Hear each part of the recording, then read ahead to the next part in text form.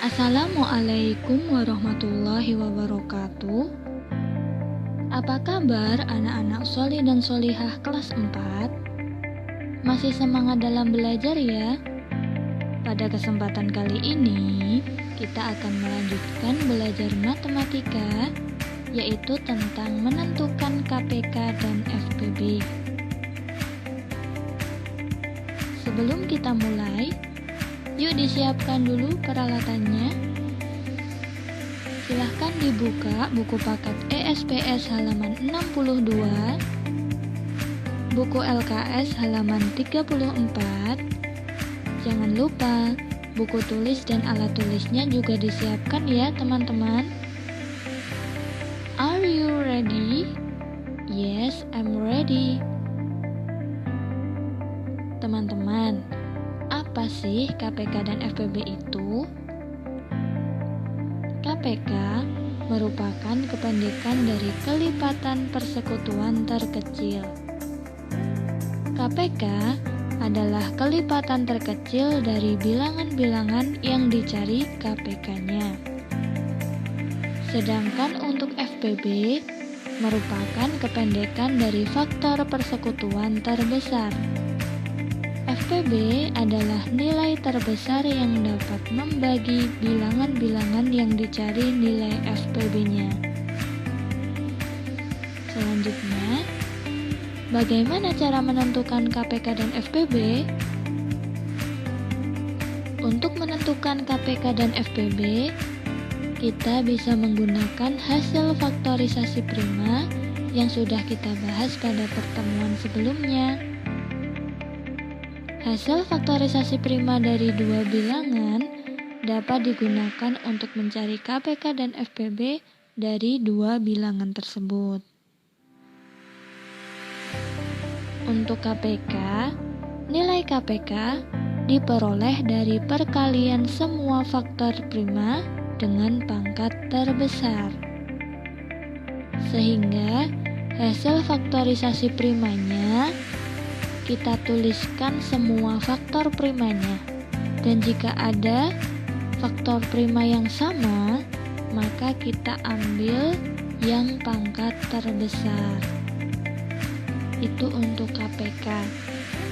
Sedangkan untuk FPB, nilai FPB diperoleh dari perkalian semua faktor prima yang sama dengan pangkat terkecil.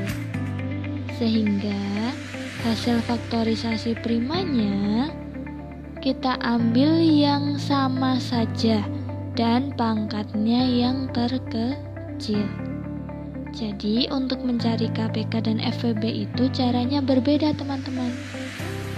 Setelah kita mencari faktorisasi primanya, untuk menentukan KPK, faktor primanya kita tuliskan semua. Dan jika ada yang sama, kita ambil pangkat terbesar. Sedangkan untuk FPB, kita pilih faktor prima yang sama dengan pangkat terkecil. Untuk lebih jelasnya, yuk kita simak bersama contoh 1. Contoh 1, kita diminta untuk menentukan KPK dan FPB dari bilangan 10 dan bilangan 24. Langkah pertama, kita membuat pohon faktor dulu untuk menentukan faktorisasi primanya. Bilangan 10, karena merupakan bilangan genap, kita bagi dengan bilangan prima 2. 10 dibagi 2 sama dengan 5. 5 sudah merupakan bilangan prima, sehingga pohon faktor untuk 10 sudah selesai. Tinggal kita tuliskan faktorisasi primanya di sebelah kanan, sama dengan 2 kali 5. Selanjutnya, kita membuat pohon faktor dari bilangan 24.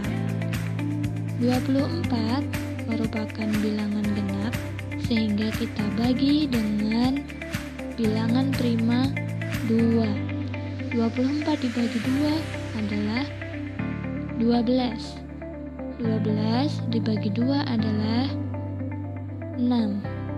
6 dibagi 2 adalah 3. 3 merupakan bilangan prima, sehingga pohon faktor untuk 24 sudah selesai.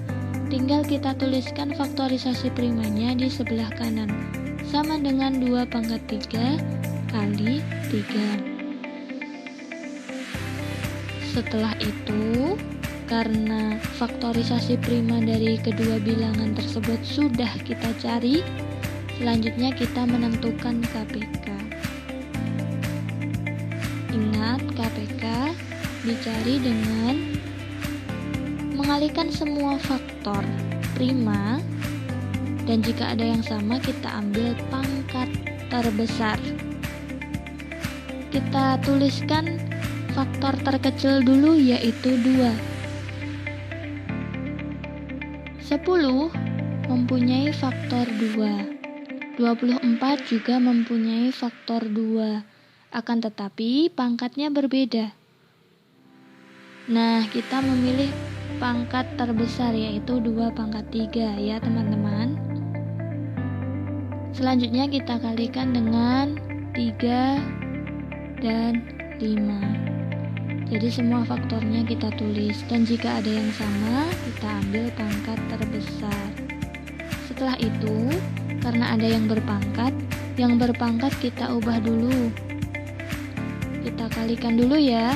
2 pangkat 3 artinya adalah 2 kali 2 kali 2. 2 kali 2 adalah 4, 4 kali 2 adalah 8. Sehingga menjadi 8 kali 3 kali 5. Hasilnya adalah 120. Itu tadi untuk KPK-nya. Selanjutnya kita cari FPB-nya. Ingat, FPB dicari dengan memilih faktor yang sama dan pangkat terkecil. Faktor yang sama adalah 2. Yang satu angka 2 saja, yang satunya 2 pangkat 3. Pangkat terkecil adalah 2, sehingga FPB-nya adalah 2. Mudah ya teman-teman? Fahimtum? Fahimna? Baik, kita lanjutkan ke contoh 2. Contoh 2, kita diminta untuk menentukan KPK dan FPB dari bilangan 30 dan 50. Bilangan 30 kita pohon faktor dulu. 30 dibagi 2 sama dengan 15. 15 bagi 3 sama dengan 5. Sehingga faktorisasi prima dari 30 adalah 2 kali 3 kali 5.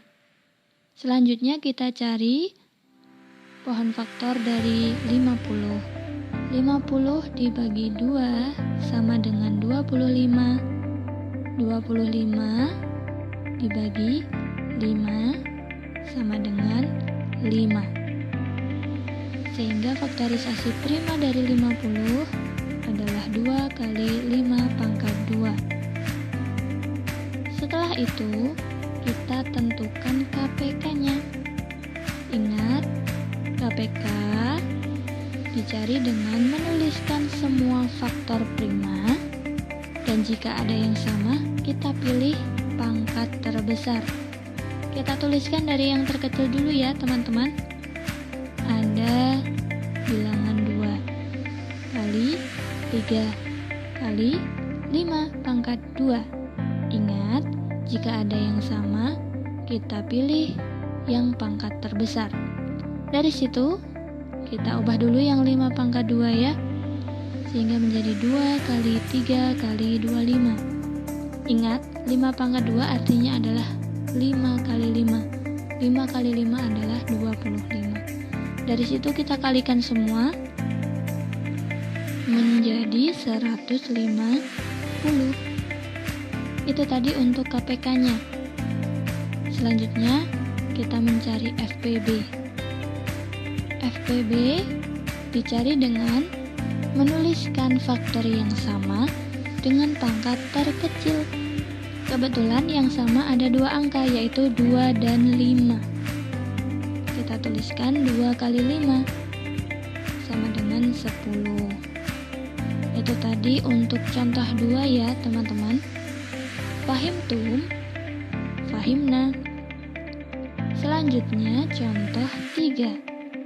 Contoh 3, kita diminta untuk menentukan KPK dan FPB dari bilangan 25 dan 35. Kita cari pohon faktor untuk 25. 25 dibagi 5 sama dengan 5. Sehingga faktorisasi prima dari 25 adalah 5 pangkat 2. Selanjutnya kita buat pohon faktor untuk bilangan 35. 35 dibagi 5 sama dengan 7. Sehingga faktorisasi prima dari 35 adalah 5 kali 7. Setelah itu kita tentukan KPK-nya, yaitu 5 pangkat 2 kali 7. Ingat, KPK kita cari dengan menuliskan semua faktor, dan jika ada faktor yang sama, kita ambil pangkat terbesar. Dari situ kita ubah dulu 5 pangkat 2-nya. 5 pangkat 2 artinya adalah 5 kali 5, sehingga menjadi 25 kali 7 sama dengan 175. Itu tadi untuk KPK. Selanjutnya FPB kita cari dengan memilih faktor yang sama dengan pangkat terkecil. Faktor yang sama adalah 5 dan kita pilih bilangan 5. Begitu ya teman-teman. Fahimtum, fahimna. Baik, itu tadi materi untuk hari ini. Selanjutnya, sebagai bahan latihan di rumah, silahkan teman-teman mengerjakan buku paket ESPS halaman 66 nomor 3 poin A, B, C, dan D. Ingat, poin A, B, C, dan D saja. Dan tugas ini silahkan dikerjakan di buku tulis. Sebelum Ustadzah akhiri, Ustadzah ingin menyampaikan pesan. Manjada wajada. Barang siapa yang bersungguh-sungguh, maka ia akan dapat. Ingat teman-teman, dalam melaksanakan apapun, kita harus bersungguh-sungguh agar apa yang kita harapkan bisa kita raih. Dalam peribahasa ada berakit-rakit dahulu, berenang-renang ke tepian, bersakit-sakit dahulu, bersenang-senang kemudian. Jadi kita harus melaksanakan apa yang menjadi kewajiban kita dengan sungguh-sungguh, agar nanti kita bisa menikmati hasilnya. Entah besok, entah lusa, setahun lagi, 10 tahun lagi, di masa depan, insya Allah kita akan meraih hasil dari jerih payah kita saat ini. Siap ya melaksanakan yang terbaik? Ya, dari Ustadzah Intan cukup sekian.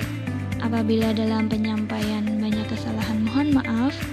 Wassalamualaikum warahmatullahi wabarakatuh.